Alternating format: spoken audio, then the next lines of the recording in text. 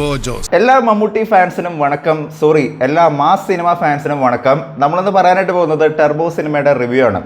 Turbo എന്ന cinema May 23 അതായത് ഇന്ന് റിലീസാവും എന്ന് പറയുന്ന സമയത്ത് ഞാൻ മുമ്പേ തന്നെ ടിക്കറ്റൊക്കെ എടുത്തു വെച്ചായിരുന്നു. ഭയങ്കര തിരക്കായിരുന്നു ടിക്കറ്റൊക്കെ കിട്ടാനായിട്ട്. കാരണം അറിയാലോ, കോഴ്സ് എ മെഗാസ്റ്റാർ പടമാണ്, മെഗാ ഷോയാണ്. ഈ പടം കണ്ടവർക്ക് പുരിയും എന്താണ് ഞാൻ ഈ ഒരു വാക്ക് പറഞ്ഞെന്നുള്ളൊരു കാര്യം. കാരണം ഇൻട്രോയ്ക്കകത്തുള്ളൊരു സംഭവത്തിനകത്ത് മെഗാ ഷോ എന്ന് പറയുന്ന ഒരു സാധനം കാണിക്കുന്ന സമയത്ത് തന്നെ നമ്മൾ പ്രതീക്ഷിക്കുന്ന ഒരു ഐറ്റത്തിൻ്റെ മുകളിലാണ് ഈ പടം വരുന്നതിനെ കുറിച്ച് നമുക്ക് ഏകദേശം ഒരു ധാരണ കിട്ടുമല്ലേ. സിനിമയെ കുറിച്ച് പറയുകയാണെന്നുണ്ടെങ്കിൽ ഒരു വൈശാഖ് പടമാണ്. വൈശാഖ് പടം എന്ന് പറയുന്ന സമയത്ത് ഞാൻ പ്രതീക്ഷിക്കുന്നത് ഒരു ഓവർ ദ ടോപ്പ് ആക്ഷൻ തന്നെയാണ്. കാരണം അദ്ദേഹത്തിന് മുമ്പത്തെ സിനിമകൾ നോക്കുകയാണെന്നുണ്ടെങ്കിൽ എല്ലാം ഒരു ഓവർ ദ ടോപ്പ്. ഇപ്പോൾ പുലിമുരുകനാണെങ്കിലും അല്ലെങ്കിൽ മറ്റ് സിനിമകൾ നോക്കുകയാണെന്നുണ്ടെങ്കിലും ആക്ഷന് ഭയങ്കരമായിട്ട് ഇമ്പോർട്ടൻസ് കൊടുത്തുകൊണ്ടുള്ള ഒരു ഡയറക്ടറാണ് വൈശാഖ് എന്ന് പറയുന്നത്. അതുകൊണ്ട് തന്നെ ഈ സിനിമ പക്ക ഒരു തട്ടുപൊളിപ്പൻ മാസ് ആക്ഷൻ ആണെന്ന് പ്രതീക്ഷിച്ചുകൊണ്ട് തന്നെയാണ് ഞാൻ പോകുന്നത്. സിനിമ തുടങ്ങുന്ന സമയത്ത് എനിക്ക് സിനിമയുടെ ഏറ്റവും ഇഷ്ടപ്പെട്ട ഒരു കാര്യം എന്താണെന്ന് നോക്കുകയാണെന്നുണ്ടെങ്കിൽ മമ്മൂക്കയുടെ ഇൻട്രോ ആണ്. മമ്മൂക്കയുടെ ഇൻട്രോ എന്ന് പറയുന്നത് യൂഷ്വൽ ഒരു തട്ടുപൊളിപ്പൻ ഇൻട്രോ എന്നതിൻ്റെ അപ്പുറത്തോട്ട് വളരെ സട്ടിലായിട്ട് വളരെ സിമ്പിളായിട്ടാണ് മമ്മൂക്കേനെ ഇൻട്രൊഡ്യൂസ് ചെയ്തേക്കുന്നത് എന്നുള്ളൊരു കാര്യം വളരെ പോസിറ്റീവായിട്ട് തന്നെ പറയാം. കാരണം നമ്മൾ പ്രതീക്ഷിക്കുന്നതിന് നേരെ വിപരീതമായിട്ട് ചില കാര്യങ്ങൾ സംഭവിക്കുകയാണെന്നുണ്ടെങ്കിൽ അത് നല്ലത് തന്നെയാണ് ഈ പറയാല്ലേ. പക്ഷേ സിനിമ തുടങ്ങുന്ന സമയത്ത് ഇദ്ദേഹത്തിന് എടുത്ത് കാണിക്കുന്ന ഒരു തൊട്ട് നമ്മൾ നോക്കുകയാണെന്നുണ്ടെങ്കിൽ തുടക്കം തൊട്ട് ഇടിയോടിടിയാണ്. ഇടിയോടിടി എന്ന് പറഞ്ഞു കഴിഞ്ഞാൽ ഇടിയോടിടി, അതായത് പൊപ്പൊളി ഇടിയാണ് തുടക്കം തൊട്ട് നമുക്ക് കാണാണ്ട് വരുന്നത്. പെരുന്നാൾ ഇടിയുണ്ട്, ബസ്സിൽ വെച്ചുള്ള ഇടിയുണ്ട്, പോലീസ് സ്റ്റേഷനിൽ വെച്ചുള്ള ഇടിയുണ്ട്, പലതരത്തിലുള്ള ഇടികളാണ് ഈ സിനിമയിൽ സംഭവിക്കുന്നത്. സിനിമയുടെ ഒരു കഥ പറയുകയാണെന്നുണ്ടെങ്കിൽ വളരെ സിമ്പിൾ ആയിട്ടുള്ള സ്റ്റോറിയാണ്. കഥ എന്താണെന്നൊന്നും ഞാൻ പറയുന്നില്ല, നിങ്ങൾ തിയേറ്ററിൽ നിന്ന് പോയി കാണാം. ഒരു ബാങ്കിങ് സ്കാൻഡലുമായിട്ട് ബന്ധപ്പെട്ട് നടക്കുന്ന ചെന്നൈയിലൊക്കെ വെച്ച് നടക്കുന്ന കൂടുതലും സീക്വൻസുകൾ നടക്കുന്ന ചെന്നൈയിൽ തന്നെയാണ്. നമ്മൾ മുമ്പ് ഡീകോഡ് ചെയ്തേക്കുന്ന കുറേ കാര്യങ്ങളൊക്കെ ഇതിനകത്ത് സംഭവിച്ചിട്ടുണ്ട്. അങ്ങനെ വളരെ സിമ്പിളായിട്ട് ഭയങ്കര കൺഫ്യൂഷൻ ഒന്നും ഇല്ലാത്ത വളരെ വളരെ നോർമൽ ആയിട്ടുള്ള സ്റ്റോറിയാണ്. നമുക്ക് ചിന്തിച്ചു കഴിഞ്ഞാൽ നമുക്ക് അറിയാനായിട്ട് പറ്റും ഈ സിനിമയുടെ ക്ലൈമാക്സിനകത്ത് എന്താണ് സംഭവിക്കാനായിട്ട് പോകുന്നത് എന്നുള്ളതിനെ കുറിച്ചൊക്കെ ഏകദേശം ഒരു ധാരണ കിട്ടുന്ന ഒരു സ്റ്റോറി ലൈൻ തന്നെയാണ് ഇതിനകത്ത് പറഞ്ഞു പോകുന്നത്. ഫസ്റ്റ് ഹാഫ് എന്ന് പറയുന്നത് ഭയങ്കര നീറ്റായിട്ട് ഈ ഒരു സ്റ്റോറിനെ ഇങ്ങനെ ഡെവലപ്പ് ചെയ്യുന്ന തരത്തിൽ തന്നെയാണ് ഇത് കൊണ്ടുപോകുന്നത്. ഇതിനകത്തുള്ള ക്യാരക്ടേഴ്സിനെ ഹ്യൂമർ എലമെന്റ്സുകളാണെന്നുണ്ടെങ്കിൽ നമ്മളെ നന്നായി ചിരിപ്പിക്കുന്ന തരത്തിലുള്ള ഒരുപാട് എലമെന്റ്സുകൾ, വളരെ സിമ്പിൾ ആയിട്ടുള്ള സാധനങ്ങളാണെന്നുണ്ടെങ്കിൽ പോലെ നാച്ചുറൽ ആയിട്ടുള്ള കോമഡികൾ ഇതിനകത്ത് ഒരുപാടുണ്ട്. നല്ല രീതിക്ക് ഫണ്ണും കാര്യങ്ങളൊക്കെ വർക്ക് ആയിട്ടുണ്ട്. ഒപ്പം തന്നെ മാസും ഉണ്ട്. തുടക്കത്തിൽ തന്നെ മാസാണ്. അവിടെ തൊട്ട് പല സീക്വൻസുകളിൽ നമുക്ക് മമ്മൂക്കയുടെ മാസ് എലമെന്റ്സുകൾ കാണാൻ പറ്റും. രണ്ടാമത്തെ ഭാഗത്തിലോട്ട് എത്തുന്ന സമയത്ത് ഇതിന്റെ ഒരു സ്റ്റോറി എന്ന് പറയുന്നത് ഒന്നും കൂടി എക്സ്പാൻഡ് ആവുന്ന പോലെയാണ് നമുക്ക് ഫീൽ ചെയ്യാം. ഈ കഥ ഒന്നും കൂടി വലുതാവുന്ന പോലെയും ഈ ക്യാരക്ടേഴ്സിന് ഒന്നും കൂടി ഇവർ തമ്മിൽ കണ്ടുമുട്ടുന്ന സീക്വൻസുകളും കാര്യങ്ങളൊക്കെ വരുന്നത് രണ്ടാം ഭാഗത്താണ്. അപ്പോൾ ഈ ക്യാരക്ടേഴ്സിനെ ഇൻട്രൊഡ്യൂസ് ചെയ്യുന്ന ഇവരെ കുറിച്ച് കൂടുതൽ കാണിക്കുന്ന സീക്വൻസുകളാണ് രണ്ടാം ഭാഗത്ത് വരുന്നത്. അത് ചില ആൾക്കാർക്ക് ഓവറായിട്ട് തോന്നിയേക്കാം എന്നുള്ളൊരു കാര്യം കൂടി ഞാൻ പറയാണ്. കാരണം എന്താണെന്ന് വെച്ച് കഴിഞ്ഞാൽ ഇതിനകത്ത് വരുന്ന ഫൈറ്റ്സുകൾ എന്ന് പറയുന്നത് ഓവർ ദ ടോപ്പ് ആക്ഷൻ ആയതുകൊണ്ട് തന്നെ ചില ആൾക്കാർക്ക് ഇത് കാണുന്ന സമയത്ത് സെക്കൻഡ് ഹാഫിനകത്തുള്ള ഫൈറ്റ്സുകൾ ഇച്ചിരി ഓവറായി പോയോ എന്ന് ചില ആൾക്കാർക്ക് തോന്നിയേക്കാം. ഫോർ മീ പേഴ്സണലി ഞാൻ ഈ പടം ഇങ്ങനെയാണെന്ന് പ്രതീക്ഷിച്ചിട്ടായിരുന്നു പോയിരുന്നത്. അതുകൊണ്ട് തന്നെ ഒരു വൈശാഖ് പടമാണ്, ഇതൊരു മാസ് എൻ്റർടൈനർ പടമാണ്, പക്ക അടിയിടി പടമാണ് എന്ന് പ്രതീക്ഷ പോകുന്ന ആളെ സംബന്ധിച്ചിടത്തോളം ഇതൊരു പക്ക തിയേറ്ററിക്കൽ സ്റ്റഫാന്നുള്ളൊരു കാര്യം തന്നെ പറയാതിരിക്കാനായിട്ട് പറ്റില്ല. സെക്കൻഡ് ഹാഫ് ഒരു പക്ക എൻ്റർടൈനർ ആയിട്ട് തന്നെയാണ് പോകുന്നത്. പക്ഷേ എനിക്ക് കൂടുതൽ ഇഷ്ടപ്പെട്ടത് ഫസ്റ്റ് ഹാഫ് ആണെന്നുള്ളൊരു കാര്യം തന്നെയാണ് ഞാൻ പേഴ്സണലി പറയുന്ന ഒരു കാര്യം എന്ന് പറയുന്നത്. ഈ സിനിമയുടെ ഏറ്റവും വലിയൊരു പോസിറ്റീവ് എന്താണെന്ന് നോക്കുകയാണെന്നുണ്ടെങ്കിൽ ഞാൻ പറയുന്ന ഒരു കാര്യം മമ്മൂക്ക എന്ന് പറയുന്ന ഒരു ഫാക്ടർ തന്നെയാണ്. കാരണം ഓഫ് കോഴ്സ് ഒരു സ്റ്റാർ പടം വരുന്ന സമയത്ത്, ഒരു മെഗാ സ്റ്റാർ പടം വരുന്ന സമയത്ത് നമ്മൾ പ്രതീക്ഷിക്കുന്നതിൻ്റെ അപ്പുറത്തോട്ടാണ് ഈ സിനിമയിൽ അദ്ദേഹം ഡെലിവർ ചെയ്തേക്കണമെന്നൊരു കാര്യം പറയാൻ പറ്റില്ല. കാരണം മമ്മൂക്ക 73 വയസ്സിൽ, ഞാൻ വീണ്ടും ഒരു വയസ്സിനെ കുറിച്ച് ഇങ്ങനെ എടുത്തെടുത്ത് പറയണില്ല. കാരണം ഈ സിനിമ കാണുന്ന സമയത്ത് ഞാൻ ചിന്തിച്ചൊരു കാര്യം, ഈ പ്രായത്തിലൊക്കെ എങ്ങനെയാണ് ഇത്ര എഫേർട്ട് എടുത്ത് ഇത്ര കഷ്ടപ്പെട്ട്, അതും നല്ല നീറ്റായിട്ടാണ് ഇദ്ദേഹത്തിൻ്റെ ആക്ഷൻ രംഗങ്ങളാണെങ്കിലും. ഒപ്പം തന്നെ ഞാൻ മുമ്പേ തന്നെ പറഞ്ഞിട്ടുണ്ടെങ്കിൽ മമ്മൂക്കയുടെ ആക്ഷൻ പ്ലസ് ഹ്യൂമർ സിനിമകൾ, ഇപ്പോൾ ഫോർ എക്സാമ്പിൾ താപ്പാന അല്ലെങ്കിൽ തുർപ്പുകുലാൻ അല്ലെങ്കിൽ തൊമ്മനും മക്കളും പോലത്തെ സിനിമകൾ എനിക്ക് ഭയങ്കര ഇഷ്ടമാണ്. അതായത് പക്കാ മാസിൻ്റെ ഒപ്പം തന്നെ അതിൻ്റെ ഇടയിലൂടെ ചെറിയൊരു ഫണ്ടിൻ്റെ ട്രാക്ക് പോകുന്നൊരു സിനിമ എനിക്കത് ഭയങ്കര ഇഷ്ടമാണ്. ഞാൻ ആ ഒരു രീതിക്ക് ഒരു മമ്മൂക്ക ഫാൻ എന്നുള്ള രീതിക്ക് ഞാൻ ഭയങ്കരമായിട്ട് കൈയടിച്ച ഒരുപാട് നിമിഷങ്ങൾ ഈ സിനിമയ്ക്കകത്ത് ഉണ്ടായിരുന്നു. അദ്ദേഹത്തിൻ്റെ ഇൻട്രോ സെക്ഷൻ ആണെന്നുണ്ടെങ്കിലും അദ്ദേഹത്തിൻ്റെ ടൈറ്റിൽ റിവീൽ ആണെന്നുണ്ടെങ്കിലും അതിനുശേഷം വരുന്ന ഫൈറ്റ്സുകളാണെങ്കിലും എല്ലാം വളരെ നന്നായിരുന്നു. ഒപ്പം തന്നെ നല്ല ഹ്യൂമറിൻ്റെ എലമെൻറ്റുകൾ ഉണ്ടായിരുന്നു.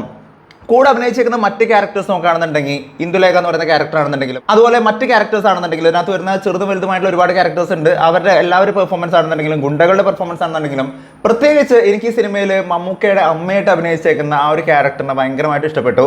അവരുടെ ചില സീക്വൻസുകൾ, ചില കോമഡി രംഗങ്ങളൊക്കെ ഭയങ്കര വർക്കൗട്ടായിട്ട് തോന്നി. ഇതിൻ്റെ ഇടയിൽ ഒരു ചെറിയൊരു മാസ് സാധനം കൂടി പുള്ളിക്കാരുടെ ഭാഗത്ത് വരുന്നുണ്ട്. സിനിമ കണ്ടവർക്ക് പുരിയും എന്താണെന്നുള്ളൊരു സംഭവം എനിക്കതൊക്കെ ഭയങ്കര ഇഷ്ടപ്പെട്ടു. രാജ്ബി ഷെട്ടി എന്ന് പറയുന്ന ഇതിനകത്ത് വരുന്ന ഒരു വില്ലനെ നമ്മൾ നോക്കുകയാണെന്നുണ്ടെങ്കിലും അയാളുടെ പ്രകടനം വളരെ നന്നായിട്ട് തന്നെ ഉണ്ടായിരുന്നു. ഞാൻ പ്രതീക്ഷിക്കുന്ന ആ ഒരു ലെവലിലോട്ട് വന്നു എന്ന് ചോദിക്കുകയാണെന്നുണ്ടെങ്കിൽ എനിക്കറിയില്ല. കാരണം ഇയാളുടെ മുമ്പത്തെ ഗരുഡഗമന എന്ന് പറയുന്ന ഒരു സിനിമയ്ക്കകത്ത് ഞാൻ കണ്ടേക്കുന്ന ഒരു പ്രകടനമല്ല. ഇത് ടോട്ടലി വേറൊരു ടോണിലാണ് ഈ ഒരു വില്ലനെ ഇവർ സെറ്റ് ചെയ്ത് വെച്ചേക്കുന്നത്. പക്ഷേ വില്ലൻ ഇതൊക്കെ മേലെ ഇനി എന്താണ് സംഭവിക്കാൻ പോകുന്നത് എന്ന് ചോദിക്കുകയാണെന്നുണ്ടെങ്കിൽ അതാണ് ഈ സിനിമയുടെ ഏറ്റവും വലിയ ഹൈലൈറ്റ്. സിനിമ അവസാനിക്കുന്നിടത്തുനിന്ന് പുതിയൊരു സിനിമ തുടങ്ങുന്നു എന്നുള്ളൊരു കാര്യം തന്നെ സൂചിപ്പിച്ചുകൊണ്ട് തന്നെയാണ് മേ ബി മറ്റൊരു വൈശാഖ് യൂണിവേഴ്സ് തന്നെ ആയിരിക്കും എന്ന് പറയുന്ന തരത്തിൽ തന്നെയാണ് ഈ സിനിമ അവസാനിക്കുന്ന. ഒരു മെഗാ ക്യാമിയോ തന്നെ ഈ സിനിമയ്ക്കകത്ത് വരുന്നുണ്ടെന്നുള്ളൊരു കാര്യം കൂടി. അതാരാണ് എന്താണെന്നും ഞാൻ പറയണില്ല. സിനിമ നിങ്ങൾ തിയേറ്ററിൽ കാണുമ്പോഴത്തേക്ക് മനസ്സിലാവും. പക്ഷേ സിനിമയിലുള്ള ഒരു പോരായ്മ എന്താണെന്ന് നോക്കുകയാണെന്നുണ്ടെങ്കിൽ സിനിമയുടെ ആക്ഷൻ രംഗങ്ങളും എല്ലാം വളരെ ഗംഭീരം തന്നെയായിരുന്നു. പക്ഷേ ആക്ഷൻ രംഗങ്ങൾ ഇഷ്ടപ്പെടുന്ന ആൾക്കാരെ സംബന്ധിച്ചിടത്തോളം, ഈ സിനിമ ഇങ്ങനെയാണെന്ന് പ്രതീക്ഷിച്ചു പോകുന്ന ആൾക്കാരെ സംബന്ധിച്ചിടത്തോളം ഈ സിനിമ പക്ക അടിപൊളി തകർക്കാൻ പറ്റുന്ന ഒരു പടം തന്നെയായിരിക്കും. പക്ഷേ സിനിമ ഇതൊരു ആക്ഷൻ സിനിമയാണെന്നുണ്ടെങ്കിലും ഓക്കെ, ആക്ഷനും ഉണ്ട് ഒരു ലിമിറ്റ്, അതും റിയലിസ്റ്റിക് ആയിരിക്കണം. അതല്ലെങ്കിൽ അങ്ങനൊരു നിർബന്ധ ബുദ്ധിയുള്ള ആൾക്കാരാണെന്നുണ്ടെങ്കിൽ നിങ്ങൾ തിയേറ്ററിൽ കാണുന്ന സമയത്ത് ചില ആക്ഷൻ രംഗങ്ങൾ കാണുന്ന സമയത്ത് അത് ചിലപ്പോൾ ഓവറായിട്ട് തോന്നിയേക്കാം എന്നുള്ളൊരു കാര്യം ഈ സിനിമയുടെ ഒരു ഫാക്ടറാണ്. ഞാൻ പേഴ്സണലി ഈ സിനിമ കണ്ടിരിക്കുന്ന സമയത്ത് ഒരു വൈശാഖ് പടം എന്നുള്ള രീതിക്ക് ഞാൻ ഇതൊക്കെ പ്രതീക്ഷിച്ചുകൊണ്ട് തന്നെയായിരുന്നു പോയിരുന്നത്. കാരണം ഒരു മാസ് പടം കാണുന്ന സമയത്ത് എല്ലാം റിയലിസ്റ്റിക് ആക്കി കഴിഞ്ഞ് കഴിഞ്ഞാൽ അതൊരു പക്ഷേ എനിക്കറിയില്ല, എനിക്ക് പേഴ്സണലി ഇങ്ങനത്തെ പടങ്ങൾ ഓക്കെയാണ്, എനിക്കത് അക്സെപ്റ്റ് ചെയ്യാനായിട്ട് ഞാൻ റെഡിയാണ്.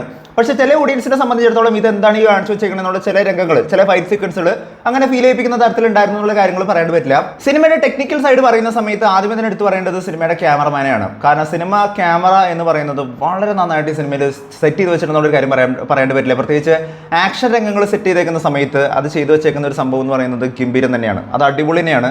പുള്ളിയുടെ ഓരോ ഫൈറ്റ് സീക്വൻസുകൾ വരുന്ന സമയത്തും അതിനെങ്ങനെ കട്ട് ചെയ്ത് ഇങ്ങനെ എടുത്തേക്കുന്ന രീതി എനിക്ക് ഭയങ്കരമായിട്ട് ഇഷ്ടപ്പെട്ടു.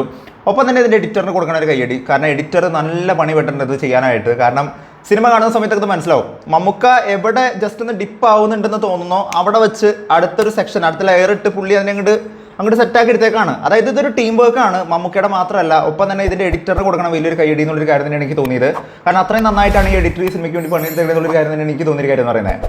സിനിമയുടെ ഏറ്റവും ഇമ്പോർട്ടൻ്റ് ആയിട്ടുള്ളൊരു ഭാഗമാണ് സിനിമയുടെ ബീജം എന്ന് പറയുന്നത് അല്ലേ. അതായത് ഒരു ബാക്ക്ഗ്രൗണ്ട് മ്യൂസിക് എന്ന് പറയുന്നത് വളരെ ഇമ്പോർട്ടൻ്റ് ആയിട്ടുള്ള ഒരു കാര്യമാണ്. പ്രത്യേകിച്ച് ഒരു മാസ് പടം ചെയ്യുന്ന സമയത്ത് നമുക്കറിയാം, മുമ്പ് ബ്രഹ്മയുഗം ചെയ്തേക്കുന്ന അതേ കമ്പോസർ തന്നെയാണ് ഈ സിനിമയുടെ കമ്പോസിഷൻ ചെയ്തേക്കുന്നത്. അപ്പോൾ നമ്മൾ പ്രതീക്ഷിക്കുന്നത് വേറൊരു എക്സ്ട്രാ ഓർഡിനറി സാധനമാണെന്നുണ്ടെങ്കിൽ ഒരു എക്സ്ട്രാ ഓർഡിനറി ആയിട്ടൊന്നും എനിക്ക് ഫീൽ ചെയ്തിട്ടില്ല.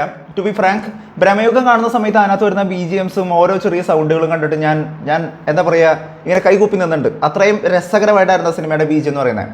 പക്ഷേ ഈ സിനിമയ്ക്ക് അത് ഡ്രംസുകൾ യൂസ് ചെയ്തിട്ടുള്ള ഒരു കൊട്ടി ഘോഷമാണ്, ഒരു അടിച്ചുപൊളി വൈബിലാണ് ഈ പടം പോകുന്നത്. പക്ഷെ ഒരു ഡിഫറെൻ്റ് ആയിട്ടുള്ള ഫീൽ തന്നോ. അതായത് ഇപ്പോൾ ഒരു സുഷിൻ കമ്പോസ് ചെയ്യുന്ന സമയത്ത് കിട്ടുന്ന ടൈപ്പ് ഒരു ഫീൽ കിട്ടിയെന്ന് നോക്കിയാണെന്നുണ്ടെങ്കിൽ സുഷിൻ ശ്യാം പോലത്തെ ഒരു വൈബല്ല. ഇതൊരു പക്ക ഒരു ആക്ഷൻ സാധനം. മുമ്പത്തെ തന്നെ നമ്മൾ കണ്ടു പറഞ്ഞേക്കുന്ന ഒരുപാട് ആക്ഷൻ സിനിമകൾ കണ്ടേക്കുന്ന സാധനം തന്നെ അതിന് കുറച്ചും കൂടി ഒരു ഡ്രം ലെവൽ കൊടുത്തേക്കുന്ന ഒരു സാധനമായിട്ടാണ് എനിക്ക് പേഴ്സണലി ഫീൽ ചെയ്ത്. മ്യൂസിക് വാസ് ഓക്കെ എന്നാണ് ഞാൻ പറയുള്ളൂ. അങ്ങനെ ഭയങ്കരമായിട്ടുള്ള സംഭവം എനിക്ക് തോന്നിയില്ല. പക്ഷേ ഇത് ഇഷ്ടപ്പെടുന്ന ഒരുപാട് ആൾക്കാരുണ്ടാവും. കാരണം ഓൾറെഡി ഭയങ്കരമായിട്ടൊരു ഡ്രംസുകളും കാര്യങ്ങളൊക്കെ യൂസ് ചെയ്ത് തിയേറ്ററിൽ കാണുന്ന സമയത്ത് ആ ഒരു എഫക്റ്റും ഒപ്പം തന്നെ ഫൈറ്റ്സും ഒപ്പം തന്നെ മമ്മൂക്കേനെയും കൂടി കാണുന്ന സമയത്ത് ഒരു ഫാനിന് ഒരു പക്ഷേ അത് തന്നെ ആയിരിക്കാം ധാരാളം എന്നുള്ളൊരു കാര്യം തന്നെ വേണം പറയാനായിട്ട്. പക്ഷേ എനിക്ക് അതൊരു ഓക്കെ ഫീൽ ആയിട്ടുള്ളൊരു BG ആയിരുന്നു. ഭയങ്കരമായിട്ട് സംഭവമായിട്ട് അല്ലെങ്കിൽ ഓർത്ത് വയ്ക്കാൻ പറ്റുന്ന തരത്തിൽ ഇപ്പോൾ അനിരുദ്ധ് ചെയ്യുന്ന പോലെ അല്ലെങ്കിൽ സുഷിൻ ചെയ്യുന്ന പോലത്തെ ഒരു ഓർമ്മിക്കാൻ പറ്റുന്ന തരത്തിലുള്ളൊരു സാധനമൊന്നും എനിക്കധികം ഫീൽ ചെയ്തില്ല. എനിവേസ്, പടത്തിനെ കുറിച്ച് പറയുകയാണെന്നുണ്ടെങ്കിൽ പടത്തിൻ്റെ ടെക്നിക്കൽ സൈഡ് ആണെന്നുണ്ടെങ്കിലും പടത്തിൻ്റെ ആക്ഷൻ സൈഡ് ആണെന്നുണ്ടെങ്കിലും ഒപ്പം തന്നെ പടത്തിൻ്റെ ഒരു സ്റ്റോറി വളരെ ഇമ്പോർട്ടൻ്റ് ആയിട്ടുള്ള സ്റ്റോറിയാണ് പറയുന്നത്. നമ്മൾ ഇതുവരെ അധികം കേൾക്കാത്ത ഒരു സ്റ്റോറിയാണ്. എന്നെ സംബന്ധിച്ചിടത്തോളം ഒരു പുതുമയുള്ള ഒരു സ്റ്റോറി തന്നെയായിരുന്നു. റിയൽ ഇൻസിഡൻ്റ് ആണ്. ആ റിയൽ ഇൻസിഡൻറ്റ് നമുക്കൊരു അവയർനെസ് കൂടിയായിരുന്നു. കാരണം ഒരുപക്ഷെ നമുക്കും ഇങ്ങനെയൊക്കെ സംഭവിക്കാമെന്ന് തോന്നിപ്പിക്കുന്ന തരത്തിലുള്ള ഒരു സ്റ്റോറി തന്നെയായിരുന്നു. ആ ഒരു സിമ്പിൾ സ്റ്റോറിനെ വെച്ചുകൊണ്ട് അവരിങ്ങനെ ഒരു ക്യാരക്ടേഴ്സിനെ പ്ലോട്ട് ചെയ്തുകൊണ്ട് കൃത്യമായിട്ട് ഡെവലപ്പ് ചെയ്ത് നന്നായിട്ട് തന്നെ സെറ്റ് ചെയ്ത് വെച്ചിരിക്കുന്ന ഒരു സിനിമ എന്നുള്ള കാര്യം തന്നെയാണ് എനിക്ക് ടർബോ സിനിമയെ കുറിച്ച് കണ്ടിരിക്കുന്ന സമയത്ത് തോന്നിക്കുന്ന ഒരു കാര്യം എന്ന് പറയുന്നത്. ഓൺലി തിങ് ഈസ്, ഈ സിനിമ കാണുന്ന 2 ടൈപ്പ് ഓഡിയൻസ് ഉണ്ടാവും.